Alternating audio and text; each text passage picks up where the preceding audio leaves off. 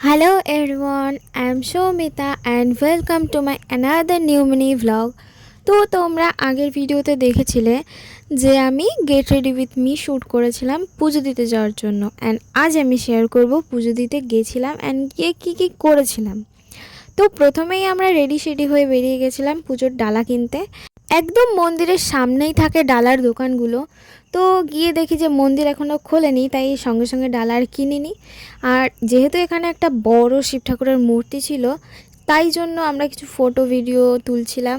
কারণ মন্দির খুলতে অনেকটা সময় বাকি ছিল, প্রায় আধা ঘন্টা মতন। আমরা বুঝতে পারছিলাম না যে কি করব। অ্যান্ড আমি ভয়েস ওভার দিচ্ছি প্রচণ্ড নয়েজের মধ্যে। হ্যাঁ, বাজি ফোটার আওয়াজ তোমরা পাচ্ছ, কারণ ইন্ডিয়া উইন। অ্যান্ড কারা কারা কালকে খেলা দেখেছিল আমাকে অবশ্যই জানিও। দেন তারপরে মন্দির খুলে গেল অ্যান্ড আমরা ডালা নিয়ে সোজা চলে গেলাম মন্দিরে পুজো দেওয়ার জন্য। ফাঁকাই পুজো দিয়েছিলাম বলতে গেলে, কারণ তার আগের দিন ছিল পৌষ সংক্রান্তির পুজো, আর আগের দিন সবাই পুজো দিয়ে বেরিয়ে গেছিলো। আর তোমাদেরকে সব ঠাকুরের দর্শন করে দিলাম, রাধাকৃষ্ণ, হনুমানজি। অ্যান্ড এই যে আমাদের কপিলমণি দেব, যার পুজোই করতে গেছিলাম আমরা। আর এখানে যে ঠাকুরের একটা ক্লিপ নেব তার কোনো ইয়ে নেই, কারণ পুজো দেওয়ার আগেই যাও। আর এখানে আমার এমনটা রিয়াকশান করার কারণ তোমরা আবার কোনো খারাপ ভেবো না। হঠাৎ করে আমি ধাক্কা খেয়ে গেছি আর আমার হাতে ফোন ছিল, তাই আমার রিয়াকশানটা কিছুটা এমন হয়েছে।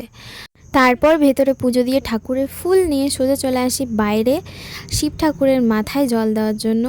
অ্যান্ড এখানে সবাই সিঁদুর দিচ্ছিল, কেন আমি জানি না। সিঁদুর আলতা দিতে হয়, প্রত্যেক বছরই দেয় আমি দেখি, বাট রিজনটা আমি জানি না। তোমরা যদি কেউ জেনে থাকো অবশ্যই জানিও।